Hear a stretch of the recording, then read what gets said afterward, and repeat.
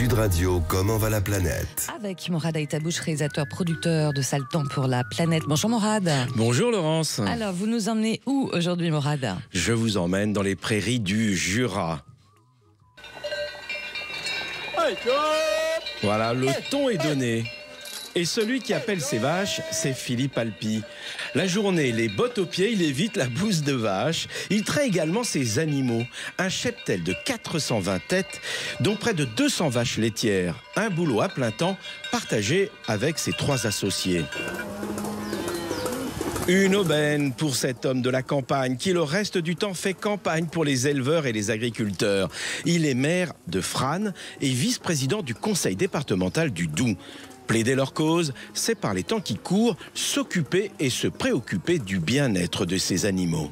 Ils sont en souffrance. Dès qu'on passe les 25 degrés, ça commence à être compliqué pour les animaux. Entre besoin de boire beaucoup et puis trouver l'ombre, c'est complexe pour les animaux, au même titre que pour les humains. On est en fin de journée, elles aspirent à rejoindre la salle de traite en utilisant les pistes qu'on a construites pour préserver les pâturages.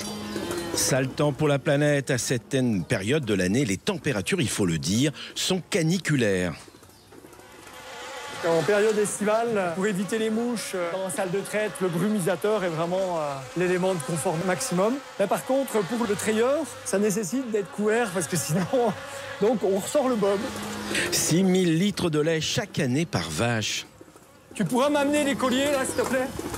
Un lait qui fera un fromage en appellation d'origine contrôlée. Un fromage qui compte, le comté, le morbier aussi, ainsi que le Mont d'Or. Alors, pour faire un bon comté, il faut un bon produit. Pour qu'une vache nous livre un bon lait, il faut que la vache elle soit bichonnée, c'est-à-dire confort au quotidien dans sa vie, bonne alimentation. Et puis pour l'éleveur, c'est les respecter, c'est-à-dire créer le minimum de stress dans le quotidien. C'est vrai que c'est pas toujours simple parce que vu les conditions météorologiques, forte pluie, orage violent ou alors grande sécheresse comme on a là, c'est pas évident à gérer. Le temps est compté car depuis une dizaine d'années, le thermomètre n'en fait qu'à sa tête. Ça témoigne des grandes variabilités de température entre été et hiver, où parfois, à l'échelle d'un mois, on a des écarts de température fous. Allez, j'aimerais que la brume continue, parce que les 2 ou 3 degrés de rafraîchissement, c'est perceptible à leur niveau. À leur niveau, mais aussi dans les champs, où il est de plus en plus difficile de produire du foin. Alors lorsque c'est une année trop sèche, la coupe, on l'anticipe pour ne pas perdre la récolte et permettre d'avoir potentiellement une production pour l'automne, pour le pâturage. Les pires années, c'est moins de 600 tonnes. Et là, c'est soit les campagnols, soit les sécheresses. La parade, c'est le stockage, mais c'est aussi la réduction du cheptel pour faire face à ces changements qu'on vit actuellement. Vous avez probablement reconnu ce son. Philippe a troqué ses bottes en plastique pour des moon boots. Il nous emmène dans la station de ski de Métabier-Mont d'Or, dont il est le président. Changement de décor, les montagnes du Jura sont d'une grande diversité et d'une richesse exceptionnelle.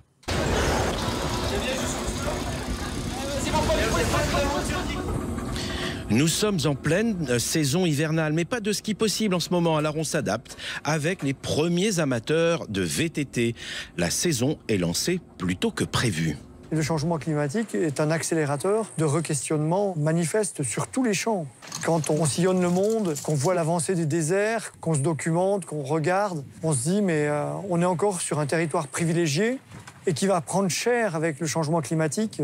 Et on le sait, la montagne, on va subir des conséquences encore plus rapidement que d'autres territoires. En septembre dernier, il décide donc de fermer pour la saison à venir 30% des remontées mécaniques, ce qui évidemment ne fait pas le bonheur de certains restaurateurs comme Jérôme qui doivent mettre la clé sous la porte. Les dernières années, sans les canons à neige, j'aurais pas ouvert un seul jour. Donc je suis bien conscient de ce qui est en train de se placer. C'est clair, sans canons à neige, en moyenne montagne, le ski, c'est terminé. Jérôme est loin d'être un climato-sceptique comme Donald Trump ou les responsables du RN en France. Il est parfaitement conscient de la réalité des bouleversements en cours, mais il a du mal à comprendre les derniers investissements qui ont été réalisés par la station. Ces canons à neige, ils les ont installés il y a 6 ans. Pour moi, c'était clair. Il fallait que j'investisse pour suivre l'investissement de la station. C'était reparti. 50 canons à neige sur tout le secteur. Et là, à 2 mois de l'hiver, on nous dit c'est fini. Pour Philippe Alpi, Laurence, la décision a été difficile à prendre, mais il n'avait plus le choix. La station donc de Picmet, 30% de la station de Métabier Mont-d'Or a été fermée. Il y aura donc, on le sait, dans l'avenir, de moins en moins de neige dans les stations de basses et moyennes altitudes. D'autres stations ailleurs en France vont également devoir fermer ou se reconvertir. Et puis on ça va plus à Morad sur ces magnifiques montagnes du Jura face au réchauffement planétaire. Rendez-vous demain lundi sur France 5 à 21h. On va pouvoir voir votre documentaire de 52 minutes, Sale temps pour la planète. Vous nous emmènerez d'ailleurs également dans le Périgord. Allez, avant de se quitter, peut-être une dernière bonne nouvelle ou pas ? Une excellente nouvelle, bien. Laurence. Le pays qui émet le plus de CO2 dans l'atmosphère veut devenir le leader mondial des technologies propres. Et ce n'est pas qu'une promesse, puisqu'il est déjà dans la fabrication. Il est déjà dans la fabrication des panneaux solaires et des véhicules électriques. Ce n'est, là encore, pas l'Amérique de Trump, non. C'est la Chine qui s'éveille. L'information est passée quasi inaperçue. L'empire du milieu vient de baisser pour la première fois son empreinte carbone. Malgré son industrie prête à consommer, prête à jeter, Pékin fait des efforts colossaux et ça marche. Bon, il reste toujours l'ultra fast fashion avec Shein, etc., etc. Mais si Christophe Castaner, l'ancien ministre de l'Intérieur, ne faisait pas sa pub en France, peut-être que là aussi, la Chine pourrait devenir exemplaire. Waouh, bien balancé. Il est fier de lui. Comment va la planète? Signé Morad Aitabouche. À réécouter bien sûr un podcast sur sudradio.fr. Merci Morad. Merci Laurence.